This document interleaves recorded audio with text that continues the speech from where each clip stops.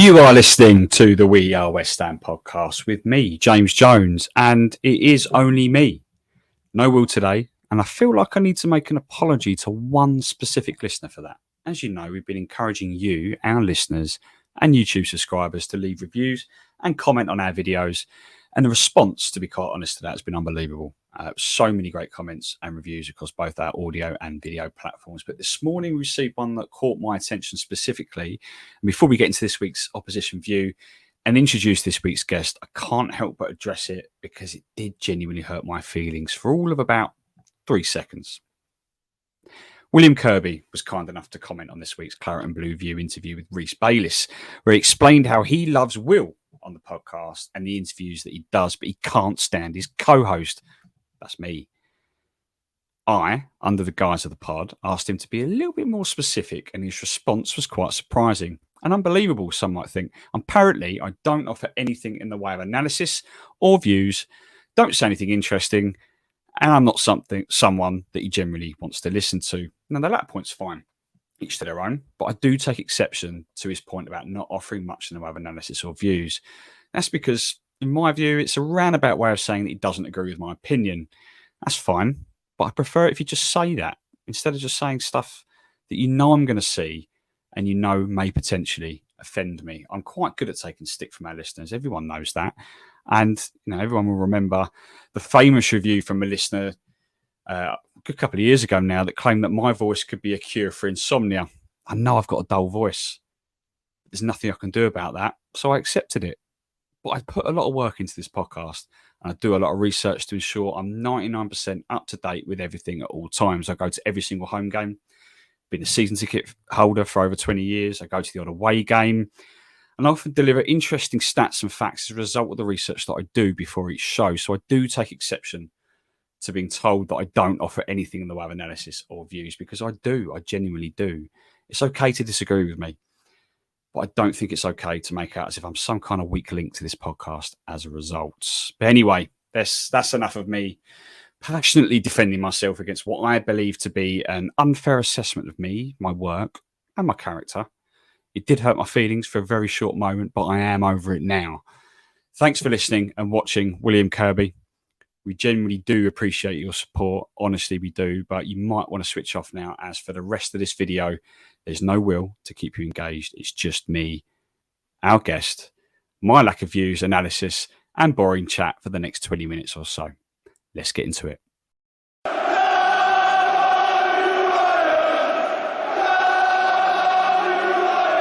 After that passionate intro from me, I'm delighted to say that we're getting into this week's podcast finally, and it is the opposition view ahead of our trip to Anfield on Sunday against Liverpool. And I'm delighted to say that I'm joined by Henry Jackson from This Is Anfield, friend of the show, been on a couple of times. Henry, great to have you back, mate. Looking forward to this weekend's trip to Anfield. Interested to know what your thoughts are on Liverpool's start to the season, because there were a lot of rumblings going on in the summer around. There was a lot of displeasure about the business that was being done at Liverpool. A lot of players going, dawdling over signings and X, Y, Z. But you started the season pretty well. Now, we are recording before the Europa League game with Liverpool and Lask, and obviously our game against Baka Topola. What are your thoughts? Is it a surprise that you started so strongly, or are you kind of just going, well, the fixtures have kind of fallen our way so far? Yeah, it's a difficult one. I think fans really they didn't know what to expect. I think if we'd started badly, some people wouldn't have been surprised. And if we'd started like a house on fire, the same. In terms of the transfers, it was the midfield was so obviously where we had to change things and had a complete overhaul. Obviously, Fabinho, Henderson, Milner, Keita, Chamberlain, all those players moving on. We brought in younger players who have, Szoboszlai in particular has probably been our best player so far this season and looks superb. And obviously McAllister in there. Gravenberch will make his debut probably tomorrow night, full debut. So Endo was another one that came in. So sort of that was key. And immediately in these first 5 games, we've looked like we've got more energy in the middle of the park, which was just letting us down week in, week out. I think probably some fans would have wanted an out-and-out sort of defensive midfielder like Fabinho, which we didn't sign. And maybe Klopp's, I don't know if he's planning McAllister there or Gravenberch. So that's probably a little concern. Also, not signing a new centre-back, I think probably fans would have wanted just because of Gomez and Matip being injury prone. Even Konate is quite injury prone. So, it's very positive at the moment. The start's been great, without question. Doug had to sort of dig deep against the likes of Wolves, Bournemouth going behind, which was sort of what happened last season. But all the character looks different and the belief looks different this season. Whereas last weekend at Wolves, we'd have lost that last season. And instead, we just ground them down. And I think any rival fan kind of watching it would have been one of those games where they just knew Liverpool were going to nick it towards the end. So it's certainly positive. And all in all, the transfer window was a positive one. But I think some could argue that another centre-back and maybe a sort of number 6 would have been perfect. Yeah, I think having looked at it, I mean, you've beaten the likes of, you beat Newcastle, albeit left that very, very late indeed. And obviously, I think Villa are going to be up there again this year, and you thrashed them at Anfield. So sort of from the outside looking in, it looks really, really positive.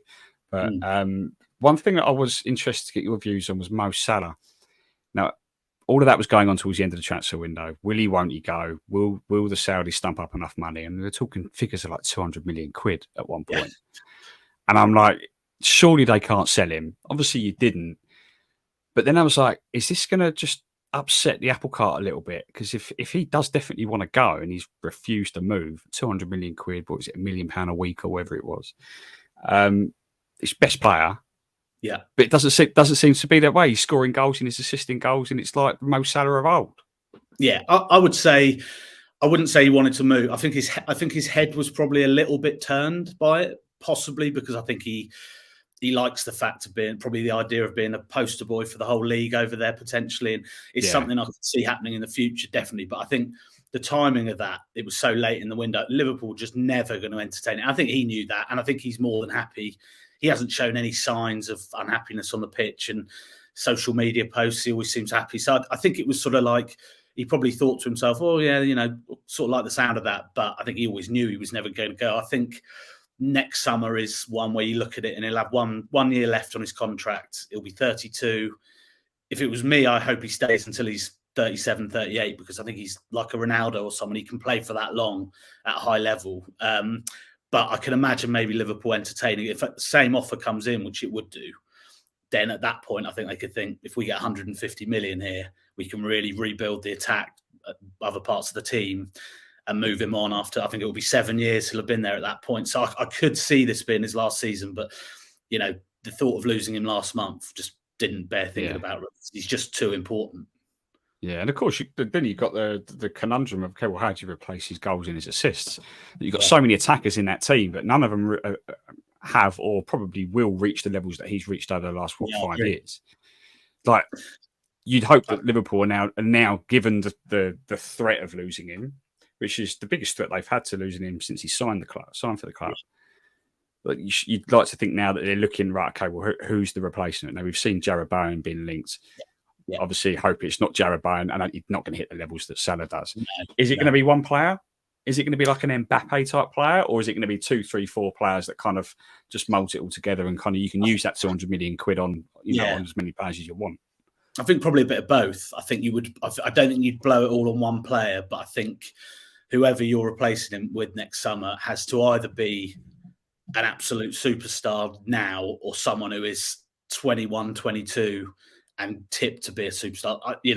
There's only so many players like that in the world, and most of them you're not going to be able to get because they're happy where they are. But, Salah he's along with Gerrard, the best player I've seen in my lifetime for Liverpool, and Suarez, those three. And I still think he's one of the most underrated players around because he just consistently, the goals and assists, even on Saturday, he didn't have his best game and he got 3 assists. And he's just so relentless that it's hard to find a replacement like that. You mentioned Bowen. I like Bowen. I think he's a good player who could fit into Liverpool quite well, but he's never going to be Salah. He's never going to get 30, 35 goals, 15 assists a season, and not many will. So, no, in answer to your question, I think they'll be lining up a replacement. They'd be stupid not to. But then I think you'd like to think they build the team as well with some of those funds.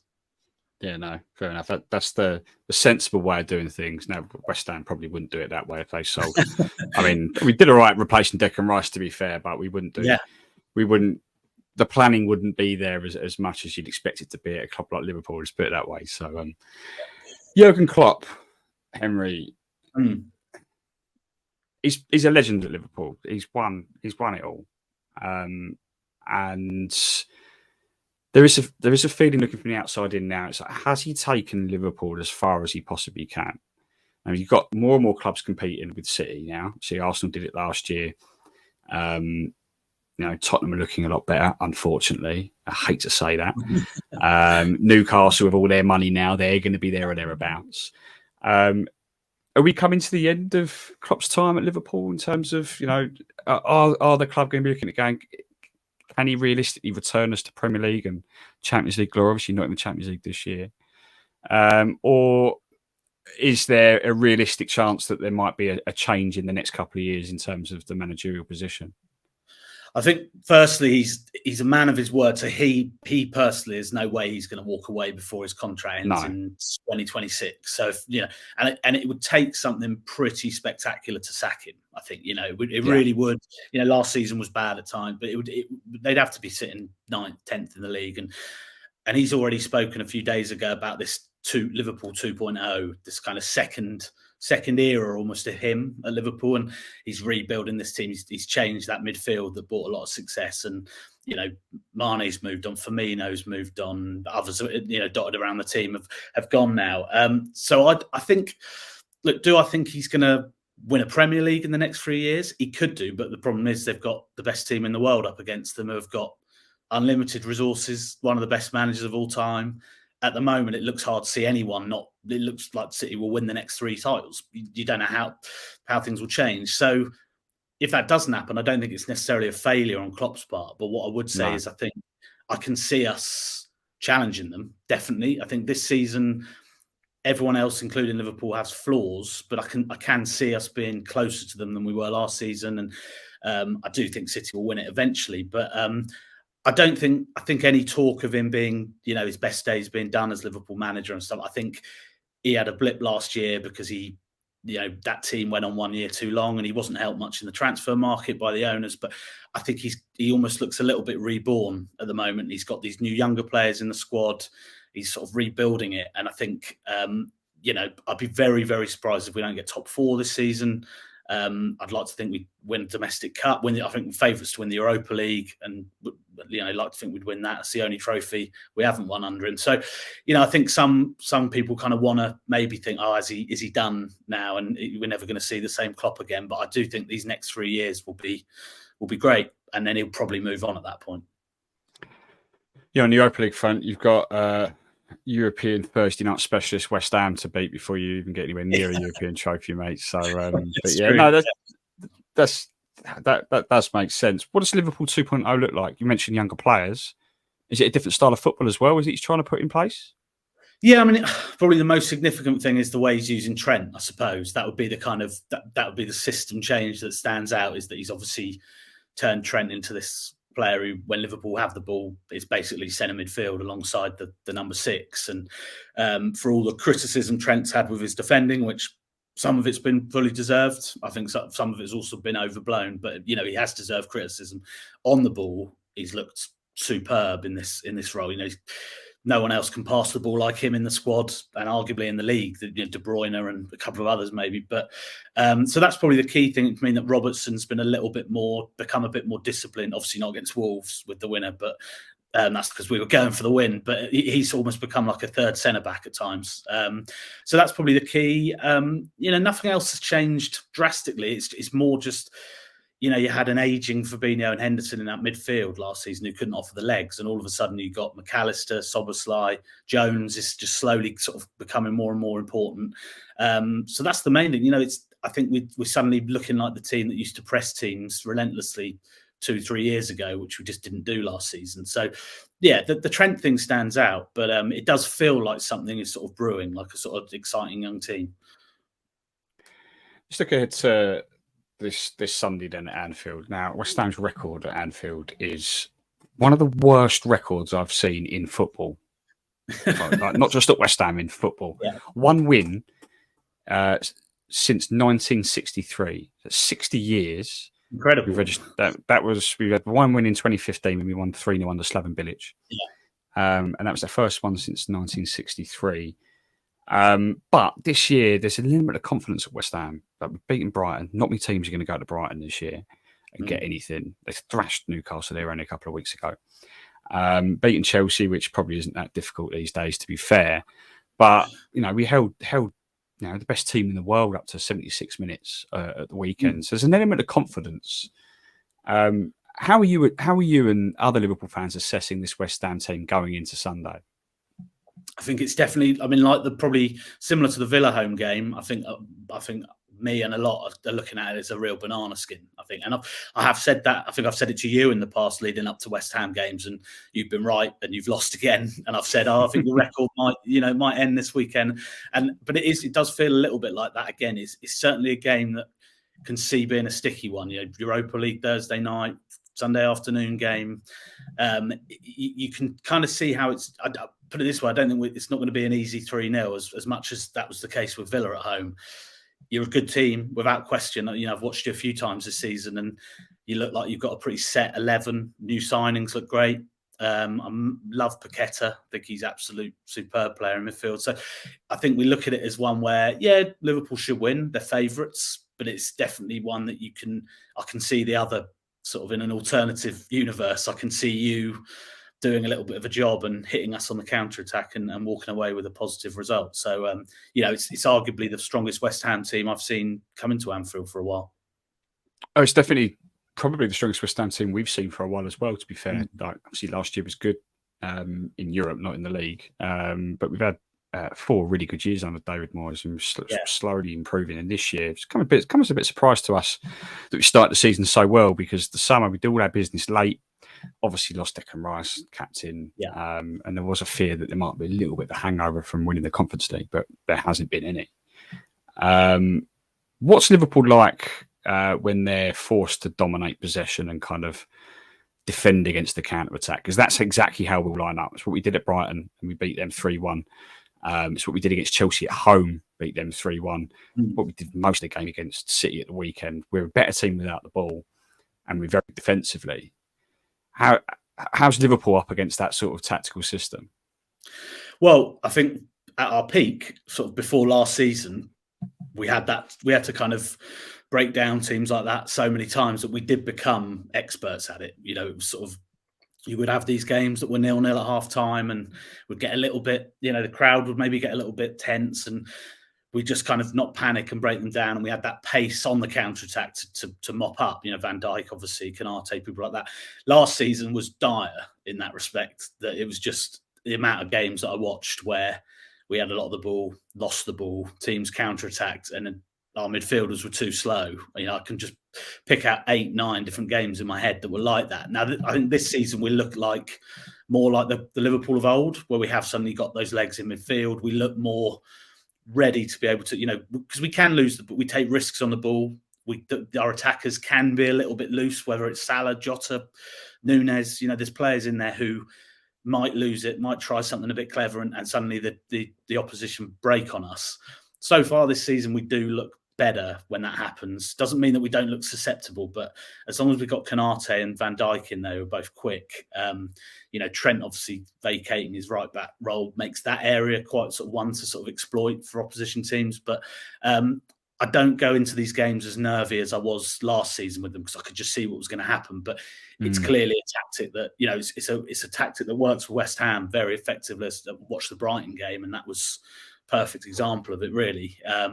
So I'm wary of it without question. You look at the attacking players you've got, and you can see it. If we are a bit too loose on the ball and we're not on it in midfield, you can see West Ham hurting us. And if I'm David Moyes this weekend, planning for this game, what are there any Liverpool weaknesses I'm looking to exploit?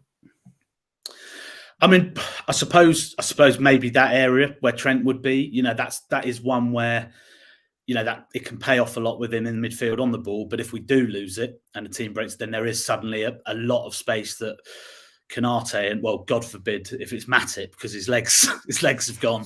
If he's in there, that is an area where I've seen a lot. And even to be fair, when Trent was properly right back, he would obviously be attacking so much that area in behind him was always sort of seen as a little bit of an Achilles heel compared to Robertson, who's just that little bit more defensive. So I would look at that. I'm trying to think off the top of my head who'd be out on the left hand side for you, but Bowen, I'm assuming, be on the right. But that kind of that area, I suppose I would look at. It would be centre back if I think Konate is going to be available. Van Dijk's back from suspension, so I'm not worried about that compared to if we had Kwanzaa, who was really good against Wolves, but is a kid, and Matip and Gomez are very hot and cold. So, yeah, I think that area where Trent plays is certainly one I think Moyes would look at. But otherwise, you know, the start of the season does suggest that we've got a lot fewer weaknesses than we did last season. Yeah. Makes me wonder whether Moyes might opt to start Mohamed Kudus for the first time. He's only made a couple of. He's got a lot of pace down that left-hand side. He can play in the middle as well. It makes you wonder whether this is the game where he's eyeing. Okay, well, I'm going to start Kudus in this game and try and cause a few problems. Is Trent fit? Because I saw that he's got a bit of a hamstring injury. Is he going to be back in time? No, I mean, Klopp obviously. There's the Europa game to come Thursday night, which I don't think he'd feature in anyway. But I don't think we'll get a proper update probably until Klopp does his press conference on Friday. So that's when we'll know. I mean, I would say I'd expect him to be fit. I think just judging by the way Klopp sort of acted last week, that he missed the Wolves game, but I think he was close. So I think another week on the training ground, I think he would play. If not, then it would be Gomez at right back, who, well, had a bit of a nightmare against Neto for 45 minutes. And, you know, he has his good days and his bad days. So I'd be a bit worried if he was playing. Hopefully it is Gomez then, by the sounds of it. Hopefully. You said, I speak to you. You said you did say as well, actually, you previewed the game for me, and you said that Bowen Robertson battle, I think, is a key one as well, actually. Yeah. Because Robertson had a little bit of a dip towards the end of last season. He's been so consistent for us, and I think the last 3 or 4 games he's been excellent. And he's obviously scored that goal at Wolves, and he just looks like a player in form. And Bowen has obviously had a great start to the season, so that looks a big battle, because Robertson probably won't attack as much as he used to. So it could just be a case of how he defends up against him, because he's obviously a dangerous player. Yeah, Bowen seems to be thriving off what he achieved last year, and he's essentially the figurehead of West Ham now. Obviously, Declan Rice has gone. Everyone's we need a hero and almost a linchpin, if it kind of figure at the club, and it seems like he's thriving off of that. You know, the club are absolutely shoving him in everyone's faces. It looks like he might get a new contract, sign a new deal as well, which is a touch. It just increases value a little bit when he does eventually go in 18 months or something. But that'd be an interesting battle. Is there anyone in the team? Don't say Bowen, because we've discussed him. Anyone in the West Ham team that you're particularly worried about? I mean, there's obviously been a bit made of Antonio's comments that he's come out and said. I don't know what's on. I can't believe he's done that.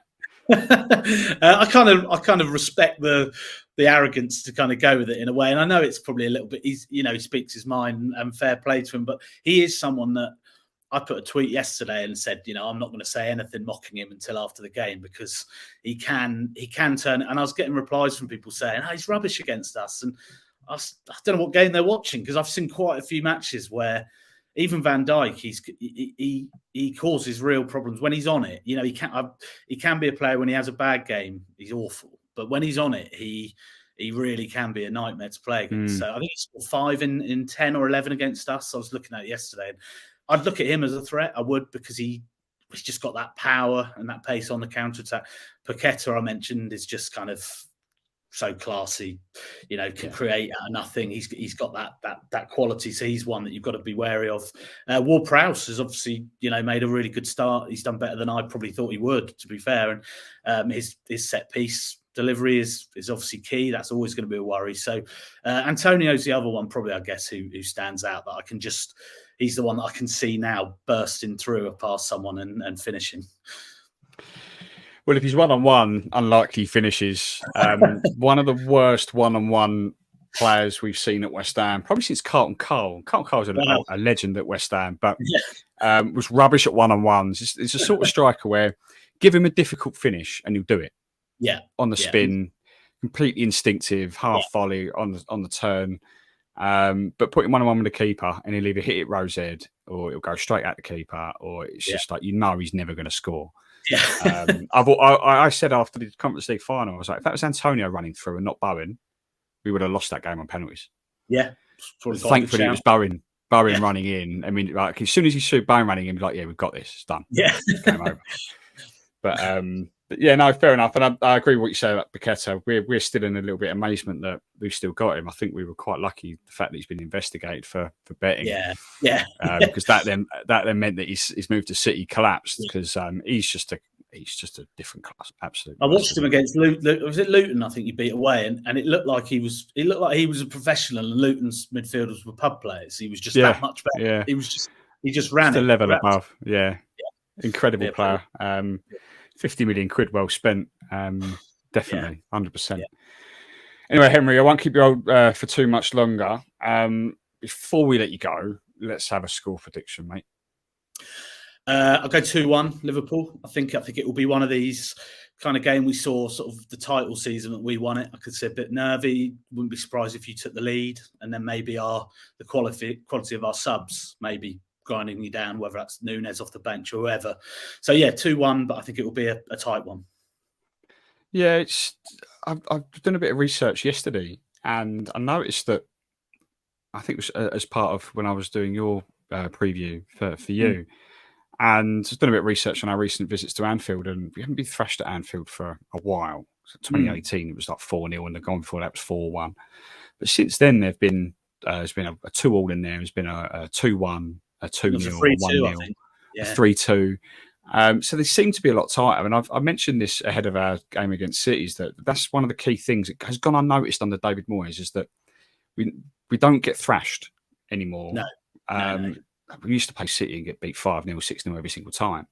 Now we're doing pretty well against them, and okay, we're not beating them, but we're holding them. Similar story at Anfield. So I'm going 2-2.